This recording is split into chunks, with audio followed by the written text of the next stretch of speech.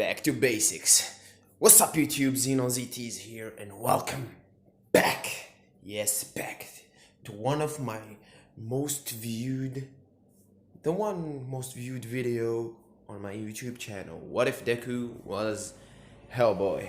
I seen you cry. I seen you asking for this video. Sorry, not crying. I'm just fucking around. But yeah, I've been seeing the comments about this one. Please more. Give us part 4. So I will be the one to provide.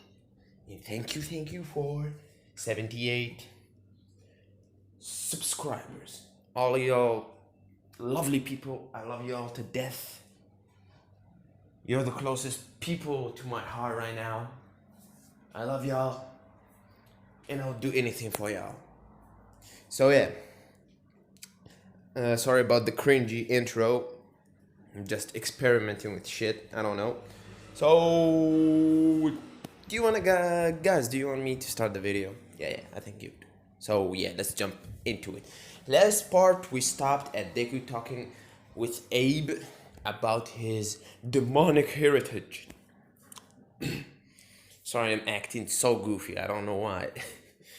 About his demonic heritage, and Abe was pretty much the first person to accept him for who he was. And yeah, he saw the good in Deku, even though he's a hell spawn. So yeah, I say in this what if Bakugo and Deku became pretty close after the fight, because both of them showed respect for each other. And Bakugo at the beginning of the story saw Deku as more of a rival because his quirk was pretty versatile against Bakugo. Bruh, his flame resistance. Explosions create flames. So yeah, put 2 and 2 and you're gonna find it out. So yeah, telling Abe about his demonic heritage, and Abe pretty much fucking around with him. And yeah, the night ended. Deku went home feeling pretty good about himself, and he apologized to his mother, saying, "I'm sorry because of my temper tantrum in the way I acted and talked to you." And yeah, he went to sleep, and the day after, he went to UA. The classes is the same as ever. Then Aizawa said, "Pack your shit, kids. We're going someplace." And yeah, before that, they gone to lunch. Everybody was congratulating Deku for beating Bakugo, Uraka, Jiro, and Ida, saying that was a pretty good fight.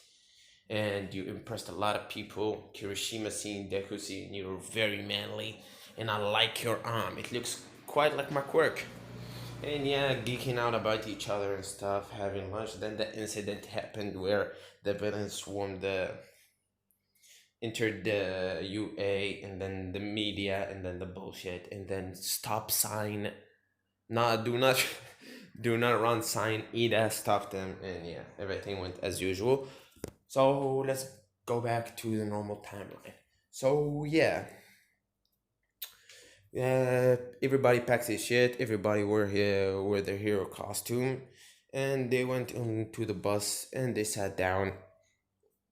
And some of the students started making conversation, and this one, the Tsuyu made a pretty good connection between All Might and Deku, saying, "Dude, your power is similar in every way.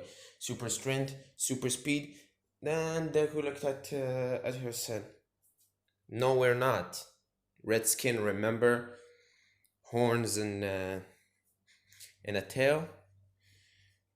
Then Deku thought to himself, that makes sense. Oh, whatever.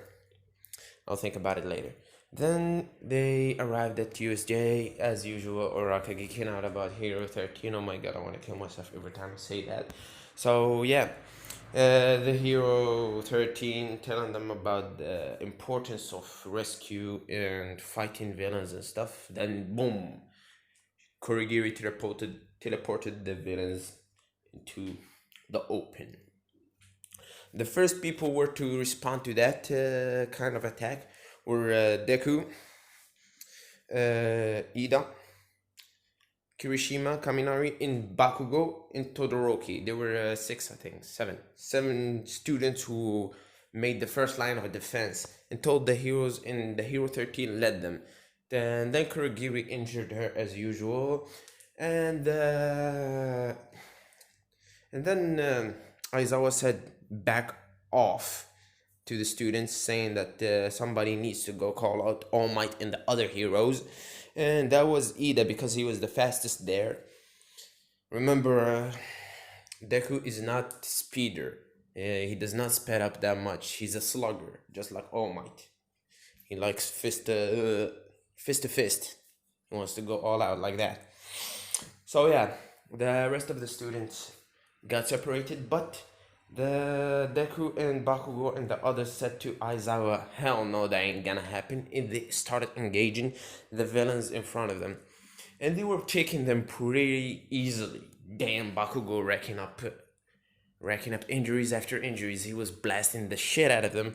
Kirishima fighting the best he can, defending others and stuff. Kaminari straight up shocking the shit out of everybody. This timeline, his maximum isn't 1.5 million volts. It's around 3 million to 4 million. So I'm gonna boost him up. He does not use everything at once. He's pretty strong. He racked up one of the most high battle points in the entrance exam. So yeah. And Todoroki and Deku straight up using one for all on his legs to boost himself and fighting to the best of his ability, using 10% in both hands. He does not want to go all out. And then Aizawa from behind, canceling the quirks of the most dangerous villains. And then Kurogiri cashed onto that, saying, damn, I need to do something about this. And he started teleporting everyone to a place. The dumbass that Kurogiri is teleported Deku to the flame side where Ojiro is, and Deku said, pretty much my element. So yeah, he started beating the shit out of the villains, and yeah, he was the first one to come back to the main stage, and he saw this big bird creature and Aizawa engage in battle, which led to Aizawa getting his arm broken and his face smashed in, which pissed Deku off, sending one for all almost to 30% throughout his legs and boosting himself, becoming a blur, even surpassing Ida max speed at Respiro Burst, and landing a huge punch with his stone head at full 100%, sending Shigaraki and Kurogiri back, but not phasing the Nomu. And then Deku looked at... and don't forget, the Nomu is like an animal. If you don't tell him to attack a certain person, he won't attack. So Deku took the advantage of that, picked up Aizawa and put him next to 13. And then he came back and said to the bird, "You chose the wrong day to do that, friend." And he cracked his knuckles and went to battle. Deku was a little bit faster than the Nomu, but he was surviving with an inch of his. If he get hit once, bruh, the damage would be severe. But Deku learned how to evade because of Abe, the nimble fighting style and stuff, acrobatic stuff. And Deku started fighting smartly. And then the Nomu used an uppercut. And before it landed on Deku's face, Deku lifted his stone arm, defending it, sending him flying. Even though he did not take any real damage, but he felt the shivers in his shoulder. Yeah, that pretty much knocked his shoulder the fuck off. So yeah, Deku landed and he put it back in his place and said, that was a pretty good punch. Let me try this. And then Deku started running, and then he started raising the percentage of one for all, one by one. 30%, 34, 31, 32, 35, 40, 50, 55, 60, until he reached 70 and he clocked. At that point, he was creating tornadoes while he's running. And then he clocked his hand back. the stone hand back, and he threw 100 and more than 140% of one for all, sending the Nomu flying, crashing into the ground. And then the Nomu got up, and that attack alone took so much from Deku that Deku got on his knees. The Nomu walked to Deku and picked him by his head. And before All Might arrived, the Nomu threw Deku in the ground, crashing, knocking Deku out, and then he started pounding on his body. And that moment, the symbol of peace arrived. And to his horrified face, seeing his son getting destroyed by this Nomu. And then, in a moment of rage, pure, unadulterated rage, All Might started screaming, and he blitzed at them. And he started using full power on the Nomu, which destroyed Nomu's arms and legs, leaving only his head. And then he used 150%, knocking the Nomu the fuck out of the vicinity. And then he looked at Shigaraki. Shigaraki never saw All Might like this. The symbol of peace representing villains. Immortal is not representing villains, he's acting like a villain, relying on his rage, and his power is rising. Then he started walking toward him, toward Shigaraki. Kurogiri got in the way, but All Might swept his hand, knocking Kurogiri out of the vicinity. He knocked him around 5 meters. And then he looked at Shigaraki. Shigaraki at this point was terrified of All Might. How dare you do that to them? How dare you do that to my son? And he landed a punch straight on Shigaraki's face, knocking the shit out of him. Kurogiri said to himself, damn, this is bad. And he teleported Shigaraki out of there as fast as he can. All Might straight up broke the jaw of Shigaraki. And then All Might started getting his senses back. And he went to Deku's location and he picked him up. And he looked at him. I'm sorry. Sorry, son. And then the last thing was Deku remembered was him getting knocked out and waking up in the emergency room with pipes all over him, and him getting CPR. I don't know what the fucking machine called, plus I don't give a fuck for it. So yeah, he's getting air by the machine because his lungs pretty much got fucked. But his healing factor is doing his stuff, and recovery girl using her powers, she said, you'll be 100% kid, don't worry. You're not like All Might. All Might got drilled by that attack. Yours is just your chest cavity got crushed. So we're gonna, after surgery and stuff, you're gonna be cool. And then Deku looked to his right side and saw All Might holding his hand. And saying, and All Might looking down. And then Deku moved his hand a little bit to make All Might notice that he's awake.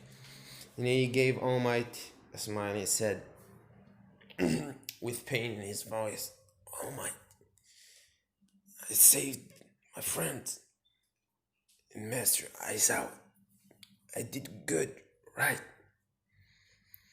And All Might, looking at him with tear in his eyes, said, you did good, son. You did good. Don't worry about it. And then the surgery began, and yeah, Deku was hospitalized for more than a week after the surgery, and he started and All Might was always there by his side throughout the hard process of getting Deku back on his feet. And yeah, After the week ended, All Might called down to Izuku to his office and said, "Sit down, kid. It's been bothering me for quite a long time. You are my successor, and one day you'll even surpass me. But this is something personal we need to talk about. Me and your mom used to date. Yeah, it was 14 years old, 15 years, 16 years early. And we fell in love." Deku said, "What the fuck are you talking about, All Might?"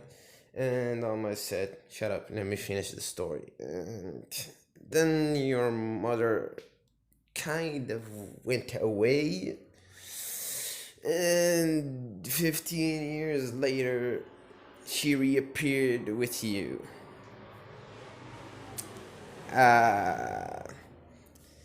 I took a hair from your head. We did the DNA test, and you already know the answer." Deku said, "Oh shit." Then Oma said, "I'm your father, boy." And now I'll leave it on that cliffhanger. Hehe. So yeah, drop a like. Subscribe, let's reach 80 subscribers. I know it's not the same as the beginning because the ideas that I have for this what if went away and I got, I think, better ideas. Or for me, the first videos about this what if were pretty shit. I don't know what you liked about it. Let me know in the comments. And yeah, for the next video, I'll be having a special character for you that I want to make a what if on it. I'm gonna leave you with this so you can know who he is. So better enjoy and stay tuned for the next video. It's been your boy Xenon ZT. See you on the next episode.